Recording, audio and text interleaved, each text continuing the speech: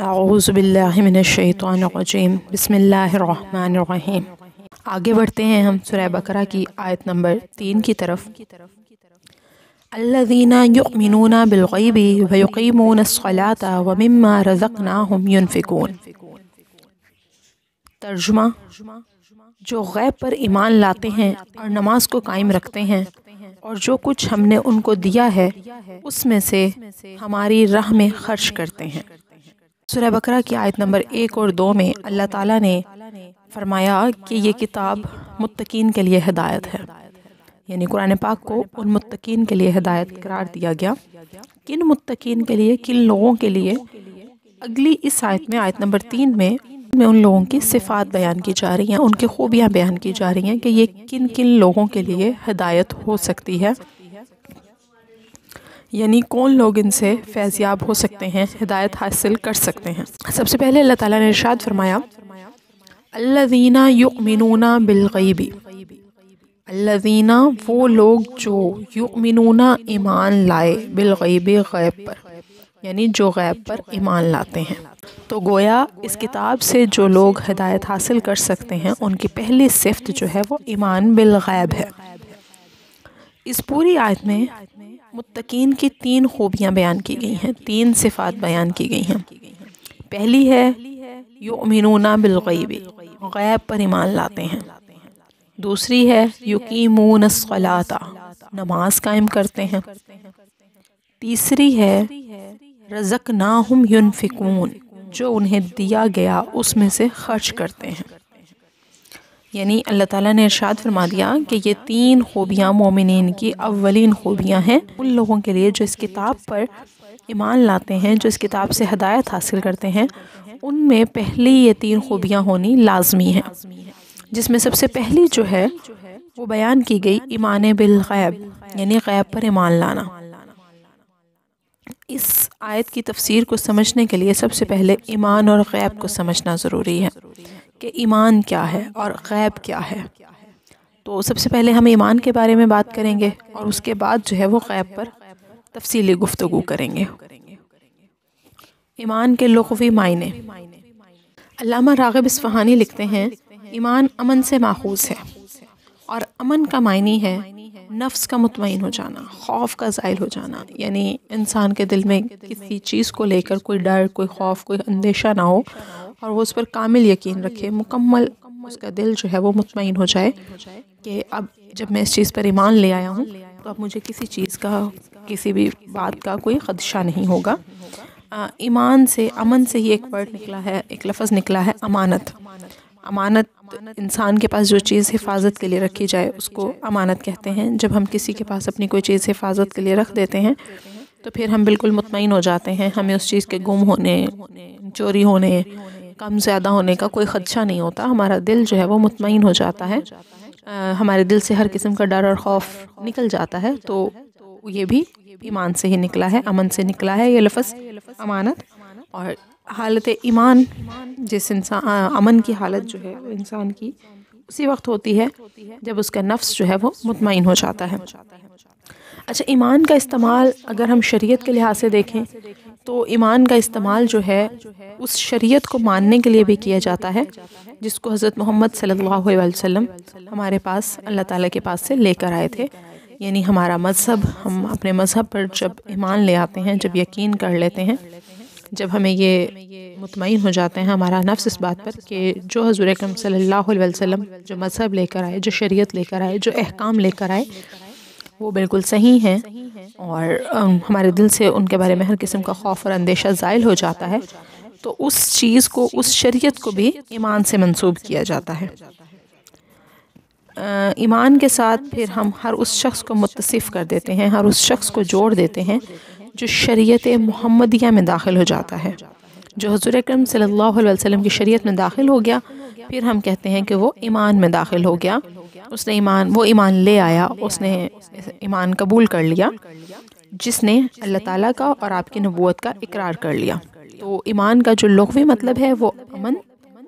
अमन के मायने से माखूज़ है, अमन से निकला है। और अगर शरई लिहाज से हम इसका मतलब देखें तो जो शरीयत हुज़ूर अकरम सल्लल्लाहु अलैहि वसल्लम लेकर आए اسے ماننا، اس پر دل سے یقین رکھنا، یہ بھی ایمان کہلاتا ہے۔ ایمان، اب ایمان کے لیے ضروری کیا ہے کہ کیا ہم نے صرف دل سے مان لیا تو ایمان ہو گیا؟ نہیں، بلکہ دل کے ماننے کے ساتھ ساتھ ایمان کے لیے یہ شرط لازمی ہے کہ زبان سے اقرار بھی کیا جائے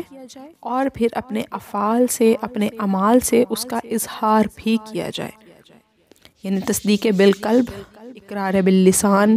اور عمل بالارکان۔ یہ تینوں جو ہیں ہر ایک جو ہے وہ ایمان کے رکن میں آتا ہے، ایمان کے حصوں میں آتا ہے۔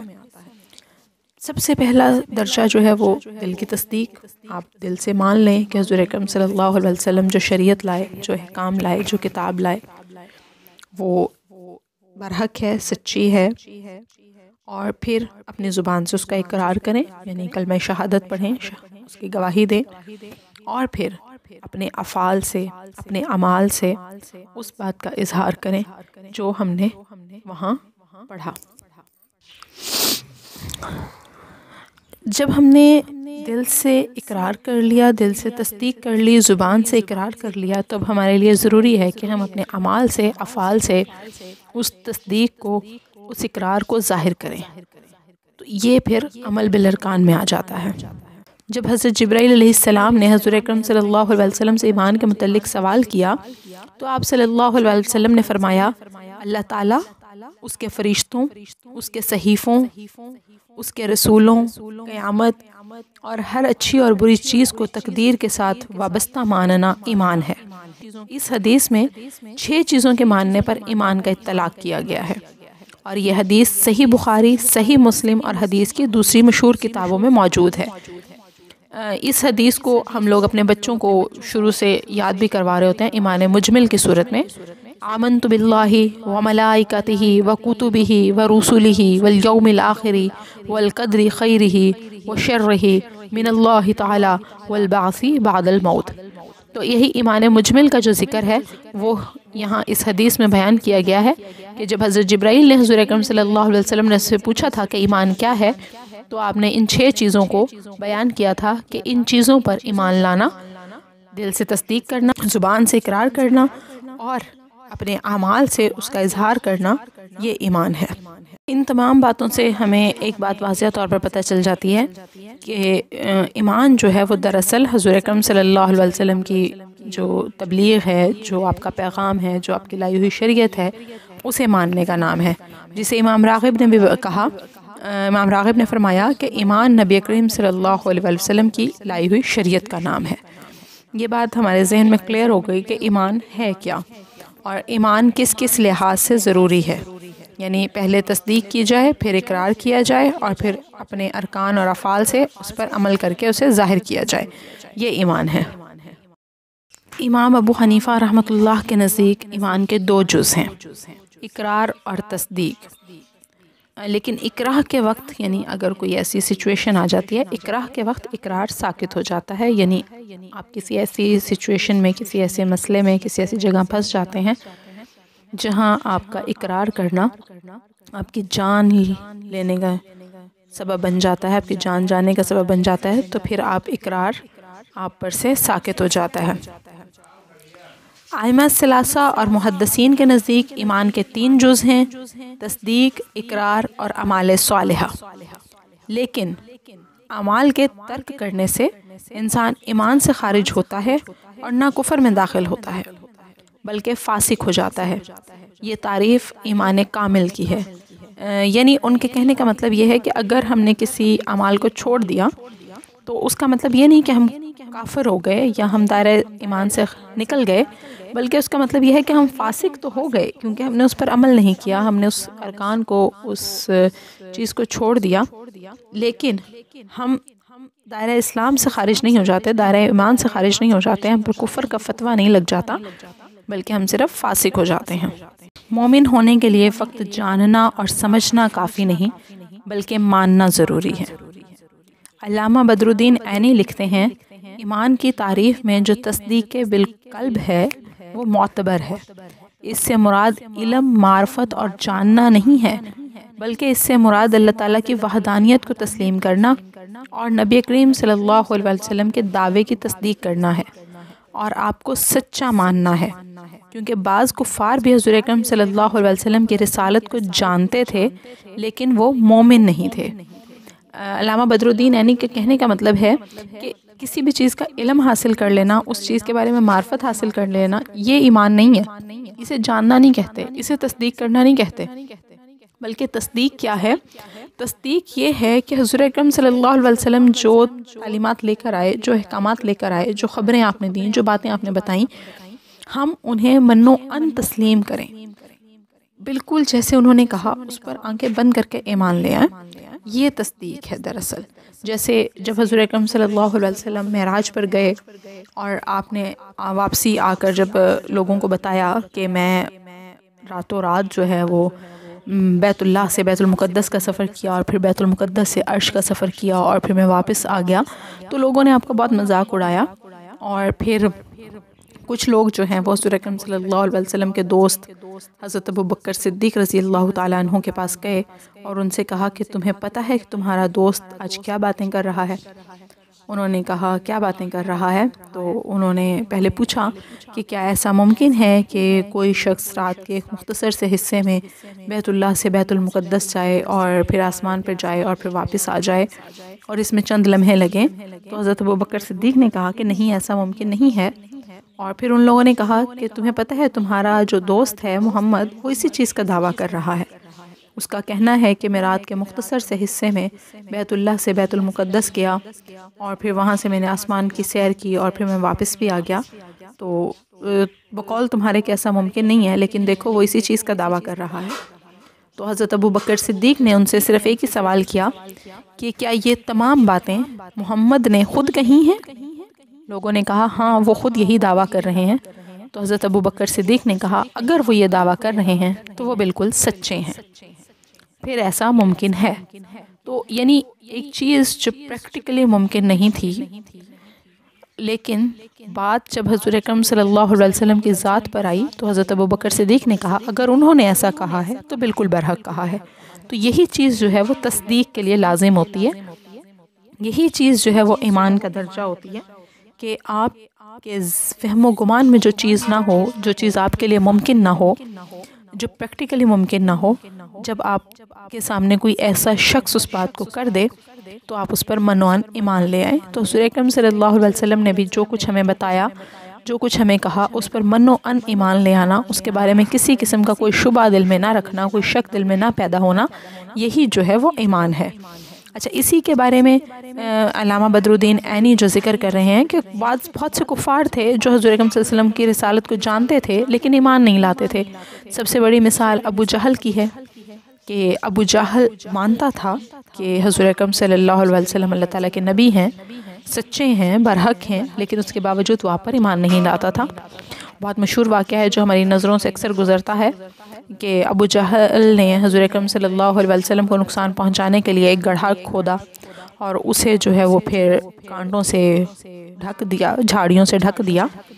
تاکہ پتہ نہ چلے، اور حضور اکرم صلی اللہ علیہ وسلم جب وہاں سے گزریں تو اس گڑھے میں گر جائیں، نعوذ باللہ استغفر اللہ۔ لیکن ہوا کیا کہ وہ خود اس گڑھے میں گر گیا، اور جب لوگوں نے اسے نکالنے کی کوشش کی تو کہا جاتا ہے کہ سارے مکہ کی رسیاں جو ہیں وہ کم پڑ گئی تھیں، لیکن اس گڑھے تک ابو جہل کے ہاتھ تک وہ رسی نہیں پہنچ پا رہی تھی۔ تو اس وقت ابو جہل نے ہی لوگوں کو کہا تھا کہ سارے مکہ کی رسیاں مل کر بھی مجھے یہاں سے نہیں نکال سکتی، میرے بھتیجے کو بلا کر لاؤ، وہی مجھے یہاں سے نکالے گا۔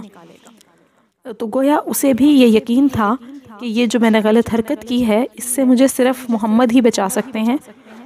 وہ سچے ہیں، برحق ہیں، لیکن وہ ان پر ایمان نہیں لاتا تھا۔ اور پھر جب حضور اکرم صلی اللہ علیہ وسلم اس گڑھے کے پاس آئے اور آپ نے اپنے چچا کو کہا کہ چچا جان میرا ہاتھ پکڑ لیجئے تاکہ میں آپ کو نکال لوں، تو ابو جہل نے کہا بھتیجے ہاتھ پکڑنا ہوتا تو گڑھے میں گر کے کیوں پکڑنا تھا، میں باہر ہی پکڑ لیتا، میں تمہارا ہاتھ نہیں پکڑوں گا، تم میرا ہاتھ پکڑ کر مجھے باہر نکالو۔ اور پھر حضور اکرم صلی اللہ علیہ وسلم نے اپنا ہاتھ ان ابو جہل کا ہاتھ پکڑا اور انہیں باہر نکال لیا۔ تو ابو جہل برملا کہتا تھا کہ اے بھتیجے میں جانتا ہوں تو سچا ہے لیکن میں تجھ پہ ایمان نہیں لاتا۔ تو اسی طرح بہت سے اور منافق بھی موجود تھے، بہت سے اور کفار بھی موجود تھے جو آپ کی رسالت کو جانتے تھے لیکن وہ مومن نہیں تھے۔ قرآن پاک کی سورہ بقرہ آیت نمبر 146 میں اس بات کا ذکر اس طرح کیا گیا ہے کہ جن لوگوں کو ہم نے کتاب دی ہے وہ اس نبی کو ایسے پہچانتے ہیں جیسے اپنے بیٹوں کو پہچانتے ہیں۔ یہاں حضرت عیسیٰ علیہ السلام کے ماننے والے عیسائی اور یہودیوں کی بات کی جا رہی ہے، جن کی کتب میں اللہ تعالیٰ نے حضرت اکرم صلی اللہ علیہ وسلم کی تمام نشانیاں واضح طور پہ بیان کر دی تھیں، اور حضرت عیسیٰ نے اور باقی تمام پیغمبروں نے حضور اکرم صلی اللہ علیہ وسلم کی آمد کی اطلاع اپنے لوگوں کو دی تھی، اپنی امت کو دی تھی۔ لیکن جب حضور اکرم صلی اللہ علیہ وسلم نے نبوت کا اعلان کیا تو ان لوگوں نے ایمان لانے سے انکار کر دیا، حالانکہ یہ آپ کو پہچانتے تھے، انہیں پتہ تھا کہ آپ برحق نبی ہیں، سچے نبی ہیں، وہی نبی ہیں جن کی بشارت ان کی کتابوں میں دی گئی، وہی نبی ہیں جن کی خوشخبری ان کے نبی انہیں دے کر گئے، اور جن کے بارے میں تمام انبیاء نے اپنی لوگوں کو یہ نصیحت کی تھی کہ جب وہ نبی تشریف لائیں تو ان پر ایمان لے آنا اور ان کی مدد کرنا۔ لیکن جب حضور اکرم صلی اللہ علیہ وسلم نے نبوت کا اعلان کیا تو کوئی بھی ان لوگوں میں سے جو شخص تھے انہوں نے آپ کو پہچانتے ہوئے بھی آپ کی نبوت کو ماننے سے انکار کر دیا۔ اسی طرح اللہ تعالیٰ نے حضرت موسیٰ علیہ السلام کے بارے میں بھی ذکر کیا ہے۔ فرعون کے بارے میں بتایا جاتا ہے، بنی اسرائیل کی آیت نمبر 102 میں موجود ہے کہ موسیٰ نے جب حضرت موسیٰ علیہ السلام نے فرعون کو مخاطب کیا تھا، اس بات کا ذکر ہے یہاں پر کہ موسیٰ نے فرمایا یقیناً تو جانتا ہے کہ ان چمکتی ہوئی نشانیوں کو آسمانوں اور زمینوں کے رب نہیں اتارا ہے جو آنکھیں کھولنے والی ہیں، اور اے فرعون میں گمان کرتا ہوں کہ تو ہلاک ہونے والا ہے۔ یعنی حضرت موسیٰ علیہ السلام نے فرعون کو بھی واضح طور پر کہا کہ تو مانتا ہے کہ یہ چیزیں جو ہیں، جتنی بھی نشانیاں میں تیرے سامنے پیش کر رہا ہوں، یہ سب اللہ تعالیٰ نے بنائی ہیں، لیکن تو ایمان نہیں لاتا۔ تو اس سے ہمیں معلوم ہوتا ہے کہ حضرت محمد صلی اللہ علیہ وسلم اور حضرت موسیٰ علیہ السلام کی رسالت کا کفار اور فرعون کو علم تھا، وہ جانتے تھے، لیکن اس کے باوجود وہ کافر تھے، مومن نہیں تھے۔ اور اس سے یہ بھی ہمیں پتہ چلتا ہے کہ ایمان کی تحقیق کے لیے صرف جاننا کافی نہیں ہے، یعنی ہمیں اگر ایک چیز کا علم ہے تو بس وہ ہمارے لیے کافی نہیں ہے، بلکہ اس کا ماننا بھی ضروری ہے، یعنی اپنے ارادے سے، اپنے اختیار سے مخبر کی طرف سچائی کو منسوب کرے اور اس کی دی ہوئی خبروں میں اسے سچا قرار دے، تبھی ہم صحیح ایمان کا درجہ حاصل کر سکتے ہیں۔ سید علامہ غلام رسول سعیدی صاحب نے اپنی تبیان القرآن کی تفسیر میں ایمان کے بارے میں ایک تفصیلی بحث کی ہے اور ہر طرح کے دلائل انہوں نے دیے ہیں، لیکن وقت کی قلت کے سبب ہم یہاں تمام باتیں بیان نہیں کر سکتے ہیں۔ اگر کوئی اس سلسلے میں مزید تحقیق کرنا چاہے، مزید بات کرنا چاہے، مزید پڑھنا چاہے تو کسی مستند عالم، کسی اچھے استاد کی روشنی میں وہ تفسیر قرآن پاک کی اس تفسیر کو مزید سمجھ سکتا ہے۔ ہم ایمان کی جو تعریف ہے اس ٹاپک کو یہیں پر اختتام کریں گے، اور اس سے ہمیں جتنی بات ہم کر چکے ہیں اس سے ہمیں اندازہ ہو چکا ہے کہ ایمان در حقیقت کیا ہے، یعنی کسی بھی چیز کو دل سے ماننا، یقین کرنا اور اپنے اعمال سے، اپنے افعال سے اس چیز کا اظہار کرنا ایمان کہلاتا ہے۔ باقی اس پر تفصیلی جو بحث ہے علامہ غلام رسول سعیدی صاحب کی، وہ آپ ان کی تفسیر تبیان القرآن میں مزید پڑھ سکتے ہیں، سمجھ سکتے ہیں، لیکن تفسیر ہمیشہ کسی مستند عالم کے ساتھ اس کے زیر سرپرستی، اس کی شاگردی میں پڑھی جائے تبھی زیادہ بہتر ہے۔ جی، اس کے بعد ہم دیکھتے ہیں غیب کیا ہے، غیب کے معنی کیا ہیں، غیب کا مفہوم کیا ہے۔ علامہ راغب اصفہانی لکھتے ہیں جس چیز کا حواس خمسہ سے ادراک نہ کیا جا سکے اور نہ اس کو عقل سے معلوم کیا جا سکے، ابتداً عقل سے معلوم کیا جا سکے، وہ غیب ہے۔ اس کا علم صرف انبیاء کے خبر دینے سے ہوتا ہے۔ اچھا، حواس خمسہ کیا ہیں؟ اللہ تعالیٰ نے انسان کو 5 حواس عطا کیے ہیں، دیکھنا، سننا، چھونا، چکھنا، یہ 5 حواس ہیں جو انسان کے کام کر رہے ہوتے ہیں۔ جس چیز کی سمجھ ہمارے ان حواس میں نہ آ سکے، ہم اپنے حواس، ہوش و حواس سے، اپنے عقل اور شعور سے جس چیز کو نہ سمجھ سکیں، وہ غیب ہے۔ جیسے ابھی ہم نے پیچھے ایمان میں دیکھا کہ حضرت ابوبکر صدیق کا جو میں نے واقعہ کوٹ کیا کہ حواس اس بات کو نہیں مانتے کہ ایک شخص رات کے مختصر عرصے میں بیت اللہ سے بیت المقدس جائے، پھر بیت المقدس میں نماز ادا کرے، جماعت ادا کرے، اور پھر سدرۃ المنتہا تک جائے، پھر عرش بری تک جائے، جنت دوزخ کا نظارہ کرے، اور پھر واپس آ جائے. اور کتنی دیر میں شاعر نے اسے اپنے الفاظ میں بیان کیا ہے نا، زنجیر بھی ہلتی رہی، بستر بھی رہا گرم، ایک پل میں سوئے عرش گئے آئے محمد. تو یعنی آپ گئے ہیں تو بستر سے جس بستر سے آپ اٹھ کر گئے وہ بستر بھی گرم تھا. جب دروازے کی جو کنڈی کھولی گئی وہ کنڈی اسی طرح ہل رہی تھی، اور جہاں آپ نے وضو کیا وہ وضو کا پانی ابھی تک خشک نہیں ہوا تھا، اور آپ معراج سے واپس تشریف لے آئے تھے. تو یہ ہماری عقل تسلیم نہیں کرتی، ہمارے حواس جو ہیں وہ اس چیز کو تسلیم نہیں کرتے ہیں. لیکن یہی تو غیب ہے، جس چیز پر کو حواس تسلیم کرنے سے انکار کر دیں اور شروع میں ابتداءً عقل جو ہے اسے نہ سمجھ سکے، وہ غیب ہے. اور اس کی جو ہمیں خبر ہے وہ صرف انبیاء ہی دے سکتے ہیں، انبیاء کے بتانے سے ہمیں اس چیز کی خبر حاصل ہوتی ہے.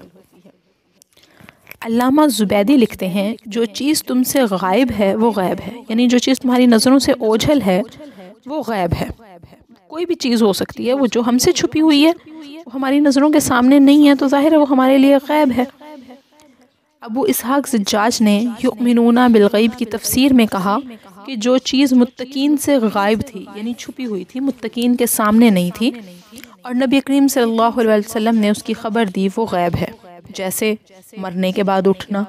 جنت، دوزخ. ہمیں اس سب کی خبر نہیں تھی، ہمیں نہیں پتا تھا کہ اس دنیا کے بعد بھی کوئی اور دنیا ہوگی. ہم یہاں جی رہے ہیں تو ہم جب مر جائیں گے، جب ختم ہو جائیں گے، جب مٹی مل جائیں گے تو دوبارہ بھی اٹھائے جائیں گے. پھر ہمیں اس بات کا علم نہیں تھا کہ جب ہم اٹھائے جائیں گے تو ہماری دو کیٹیگریز ہو جائیں گی، ایک جنت اور ایک دوزخ کی. کچھ لوگ جنت میں جائیں گے، کچھ دوزخ میں جائیں گے. کون جنت میں جائے گا، کون دوزخ میں جائے گا، یہ تمام اعمال اور افعال کی خبر جو ہے وہ ہمیں انبیاء سے ملی. تو یہ تمام چیزیں جو ہیں وہ ہماری نظروں سے غائب تھیں، اور نبی کریم صلی اللہ علیہ وسلم نے ہمیں اس کی خبر دی. تو یہی چیز غائب ہے. علامہ سمرقندی نے غیب کی جو تعریف بیان کی ہے اس میں انہوں نے کہا کہ اس سے مراد صحابہ اکرام اور قیامت تک کے متبعین، یعنی جو اسلام کی پیروی کرنے والے ہوں گے، وہ تمام جو ہیں وہ مراد ہیں. کیونکہ وہ قرآن کے غیب کی تصدیق کرتے ہیں کہ وہ اللہ کی طرف سے نازل ہوا. دیکھیں ہمارے سامنے تو قرآن اللہ کی طرف سے نازل نہیں ہوا نا. انہوں نے جو بات بیان کی کہ ہمارے سامنے حلال اور حرام واضح نہیں کیے گئے، ہمارے سامنے یہ احکامات نازل نہیں ہوئے، ہمارے لیے تو یہ غیب ہے. ہم تو بغیر دیکھے، بغیر اپنی آنکھوں کے سامنے نظارہ کیے ہم اس چیز پر ایمان لائے ہیں، اس کے حلال کو حلال اور اس کے حرام کو حرام سمجھتے ہیں. تو علامہ سمرقندی نے اس غیب سے مراد جو ہے وہ صحابہ اکرام کو اور قیامت تک کے اتباع کرنے والے تمام لوگوں کو لیا ہے، کیونکہ وہ قرآن کے غیب کی تصدیق کرتے ہیں کہ وہ اللہ کی طرف سے نازل ہوا، اور اس کے حلال کو حلال اور اس کے حرام کو حرام قرار دیتے ہیں. اسی طرح انہوں نے ایک حدیث کوٹ کی ہے کہ حارث بن قیس نے حضرت عبداللہ بن مسعود رضی اللہ تعالیٰ عنہ سے کہا، اے اصحاب محمد صلی اللہ علیہ وسلم، ہم آپ کو اس لیے افضل سمجھتے ہیں کہ آپ نے سیدنا محمد صلی اللہ علیہ وسلم کا دیدار کیا. حضرت ابن مسعود نے جواب دیا، ہم تم کو اس لیے افضل سمجھتے ہیں کہ تم حضور اکرم صلی اللہ علیہ وسلم پر بن دیکھے ایمان لائے ہو، اور افضل ایمان بالغیب ہے. اور پھر حضرت عبداللہ نے سورہ بقرہ کی یہی آیت الذین یؤمنون بالغیب یہ پڑھی. اچھا، یہاں مجھے ایک واقعہ یاد آیا جو ہم نے اپنی کتابوں میں مختلف طریقوں سے پڑھا ہے، پتہ نہیں آپ لوگوں کی نظروں سے گزرا یا نہیں گزرا. اس میں ہماری جو کتاب میں تھا وہ یہ تھا کہ ایک سڑک کے کنارے ایک فقیر جو تھا وہ ریت سے ایک گھر بنا رہا تھا، اور وہاں سے ایک بادشاہ کا گزر ہوا. بادشاہ نے کہا، فقیر ہے درویش کیا کر رہے ہو؟ اس نے کہا، جنت میں گھر بنا رہا ہوں، تو اگر تم نے خریدنا ہے تو چند دینار مجھے دے دو اور خرید لو. بادشاہ نے اس کی بات کو مذاق میں اڑایا، اور 1 دینار کا اس نے سوال کیا تھا کہ 1 دینار کے بدلے تم یہ گھر خرید لو. بادشاہ نے اس کا مذاق اڑایا اور گزر گیا. کچھ دیر بعد ملکہ کا بھی اسی راہ سے گزر ہوا، اور ملکہ نے پوچھا، اے درویش کیا کر رہے ہو؟ تو درویش نے اسے بھی وہی جواب دیا کہ جنت میں محل بنا رہا ہوں، جنت میں گھر بنا رہا ہوں، اگر تم نے خریدنا ہے تو 1 دینار کے بدلے خرید لو. تو ملکہ نے اسے 1 دینار دیا، اور وہ جو اس نے ریت کا گھر بنایا ہوا تھا وہ اس سے خرید لیا. رات ہوئی تو بادشاہ نے خواب میں دیکھا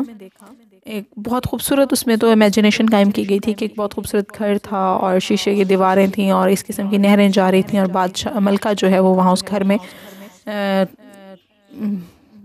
تخت پر محو استراحت تھیں، اور لونڈیاں تھیں، کنیزیں تھیں جو اس کی خدمت کر رہی تھیں.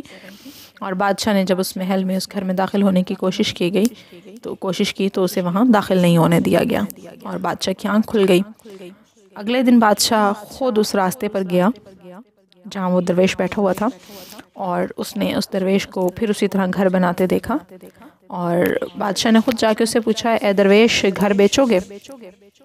اس نے کہا ہاں بیچوں گا. اس نے کہا کیا قیمت ہے؟ تو درویش نے 1000 دینار اس کی قیمت بتائی. بادشاہ نے کہا کل تو تم 1 دینار میں بیچ رہے تھے، ملکہ نے بھی 1 دینار میں خریدا ہے، تو تم مجھے 1000 دینار کا کیوں دے رہے ہو؟ تو فقیر نے، اس درویش نے بڑی خوبصورت بات کی. اس نے کہا ملکہ نے بن دیکھے سودا کیا تھا، تم تو دیکھ کر سودا کرنے آئے ہو. تو یعنی غیب پر ایمان لائی تھی، اسے نہیں پتا تھا، وہ تو ریت کا ایک ٹیلا تھا، ایک ریت کا گھر تھا، ایک ریت چھوٹا سا، اس نے تو بن دیکھے سودا کر لیا تھا. تم تو رات سارے نظارے کر کے آئے ہو، تمہارے آنکھوں کے سامنے تو سب کچھ واضح ہو چکا ہے، تو تمہیں تھوڑی سستا ملے گا. تو یہی چیز ہے کہ جی ایمان بالغیب، یہی چیز ہے بن دیکھے ایمان لے آنا کسی بھی چیز پر. اسی طرح ایک اور حدیث میں بیان کیا جاتا ہے کہ حضرت ابو امامہ رضی اللہ تعالیٰ عنہ بیان کرتے ہیں کہ رسول اکرم صلی اللہ علیہ وسلم نے فرمایا، جس نے مجھ کو دیکھا اس کے لیے 1 سعادت ہے، اور جس نے مجھے نہیں دیکھا اور پھر بھی مجھ پر ایمان لایا اس کے لیے 7 سعادتیں ہیں. تو ایمان بالغیب کا درجہ اتنا بڑا ہے، بن دیکھے ایمان لانے کا اتنا زیادہ درجہ ہے. امام مسلم سے روایت ہے، صحیح مسلم کی حدیث ہے، یہ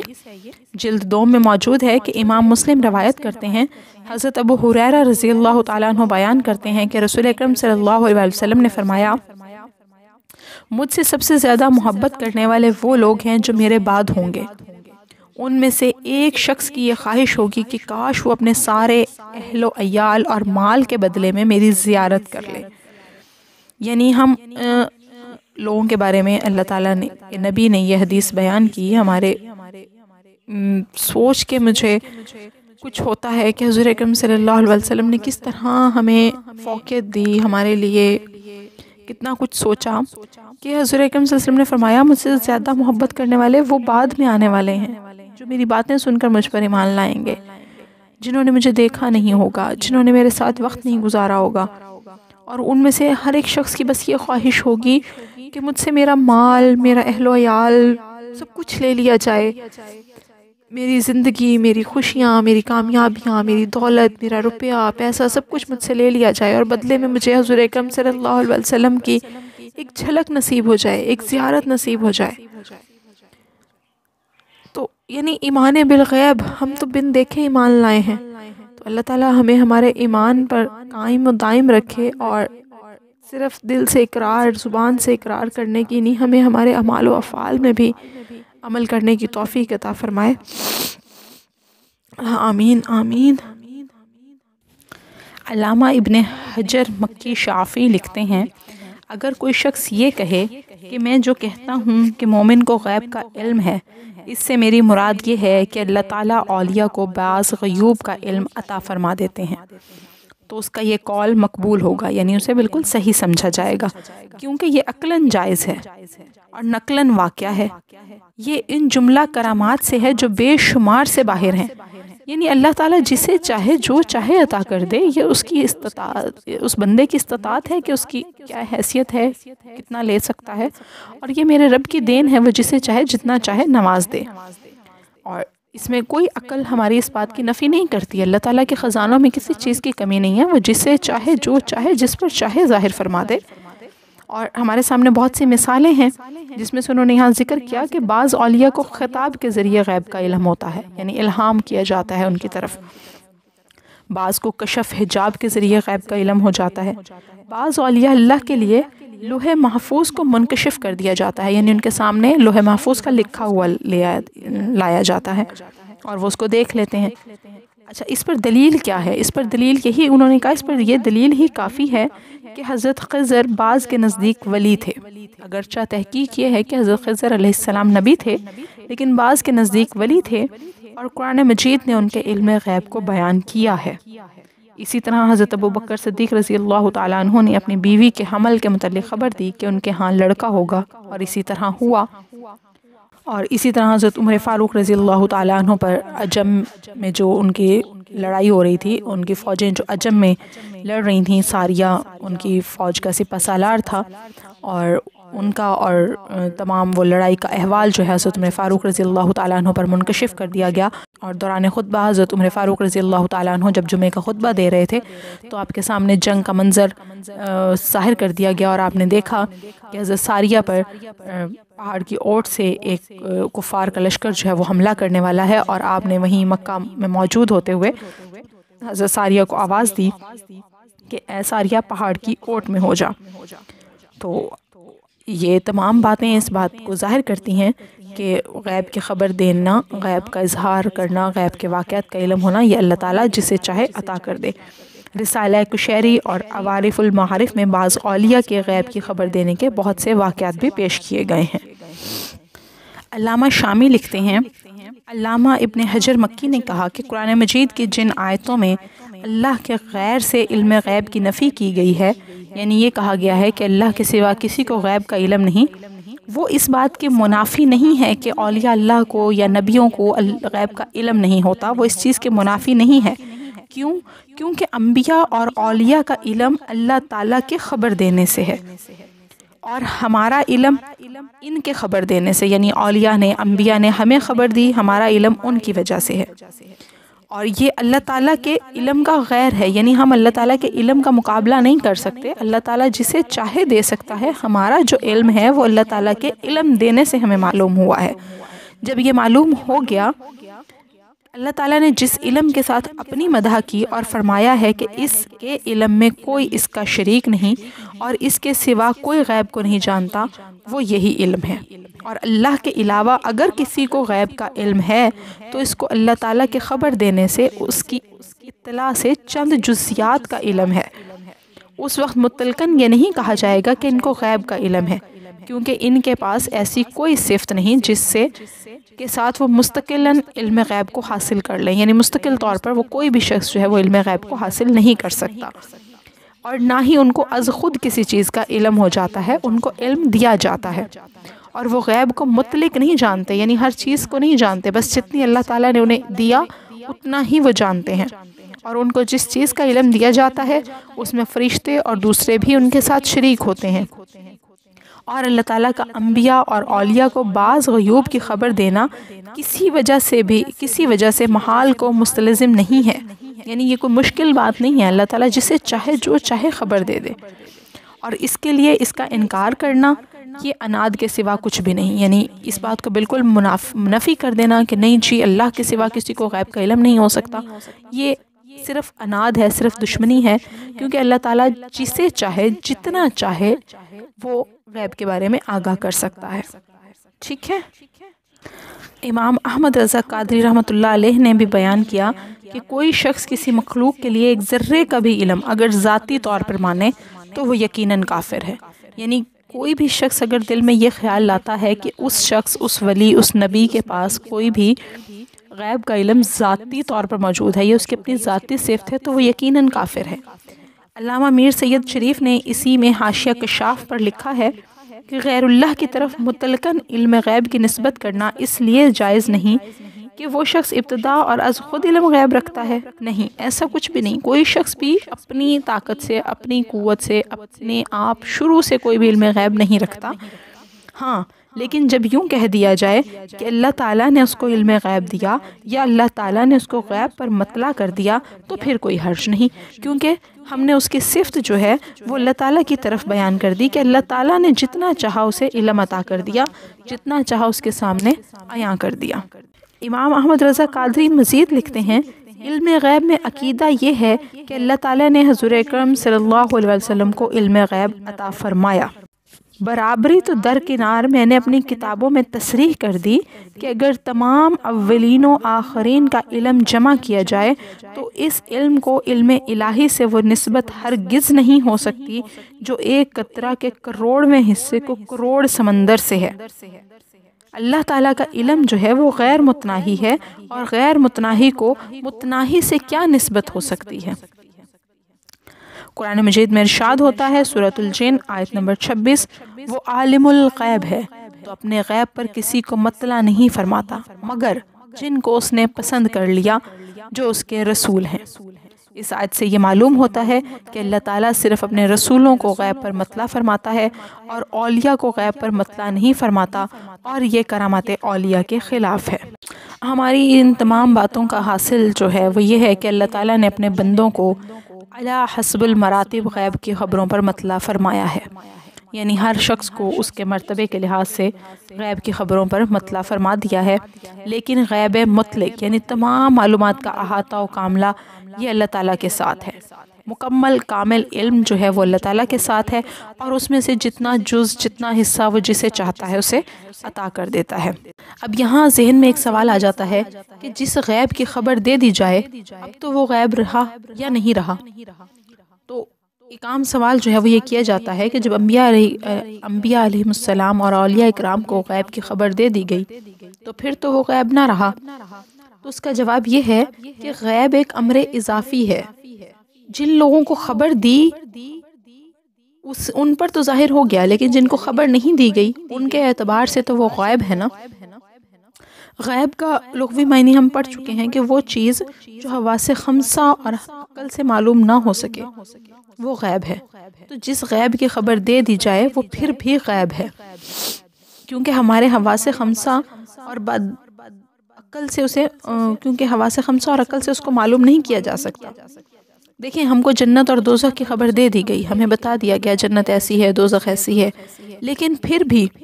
ہماری آنکھوں سے وہ چیزیں پوشیدہ ہیں، ہمارے حواس جو ہے اس چیز تک نہیں پہنچ سکتے۔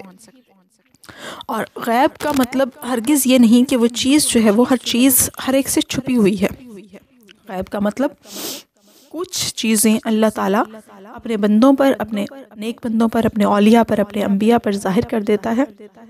یہ ایک علم ہے، وہ جسے چاہے عطا کر دے، جسے چاہے نہ عطا کرے۔ دیکھیں، اس چیز کی مثال آپ بالکل اس طرح لے لیں کہ آپ ایک جنگل میں موجود ہیں اپنے کسی ساتھی کے ساتھ، اور آپ کے ساتھی کی جو نظر ہے وہ بہت تیز ہے، اور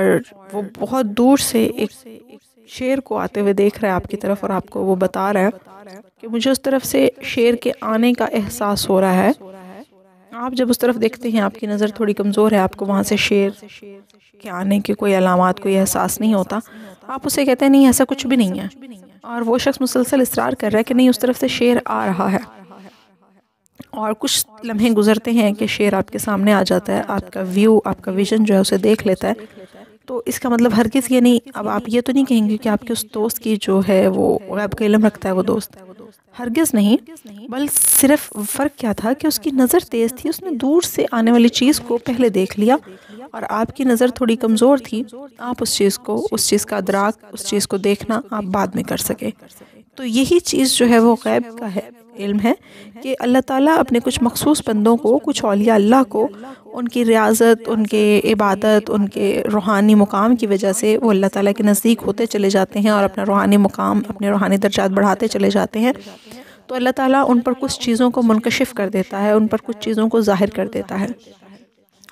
اور ہمیں لگتا ہے کہ وہ غیب کا علم ہے، حالانکہ وہ صرف اللہ تعالیٰ کے ادراک سے انہیں حاصل ہوا ہے۔ ایسا ہرگز نہیں کہ ان کے اپنی کوئی اس میں قابلیت تھی، کوئی خصوصی صفت تھی، یا انہیں خود سے وہ علم حاصل ہو گیا، نہیں، یہ اللہ تعالیٰ کی عطا ہے۔ اللہ تعالیٰ جسے چاہے عطا کر دے اور جسے چاہے وہ چیز نہ عطا کرے۔ عالم الغیب کے تمام اختیارات، تمام علوم صرف اللہ تعالیٰ کے لیے ہیں، اور اللہ تعالیٰ کے علم سے وہ جسے چاہے وہ اس چیزوں پر ظاہر کر دیتا ہے۔ آج کا ہمارا سیشن ہم یہیں پہ اختتام کرتے ہیں۔ آج ہم نے ایمان اور غیب کے بارے میں کچھ ڈسکس کیا. وقت کی قلت کی وجہ سے ہم اسے مکمل طور پر تو نہیں ڈسکس کر سکے، مکمل طور پر تو نہیں بیان کر سکے، لیکن اپنی طرف سے میں نے پوری کوشش کی کہ میں اسے اچھے طریقے سے آپ کو بیان کر سکوں. جو بھی کمی بیشی کوتاہی ہو گئی ہو اللہ تعالیٰ اسے معاف فرمائے اور اسے اپنی بارگاہ میں قبول و منظور فرمائے، اور آئندہ ان غلطیوں کی اصلاح کی توفیق جو ہے وہ مجھے عطا فرمائے. باقی اس بارے میں اگر آپ تفصیل سے پڑھنا چاہیں تو تفسیر تبیان القرآن کسی مستند عالم استاد کے زیر سرپرستی آپ ضرور پڑھیے. جزاک اللہ خیر و احسن الجزاء. ملتے ہیں اگلے سیشن میں، تب تک کے لیے اجازت دیجیے. اللہ حافظ.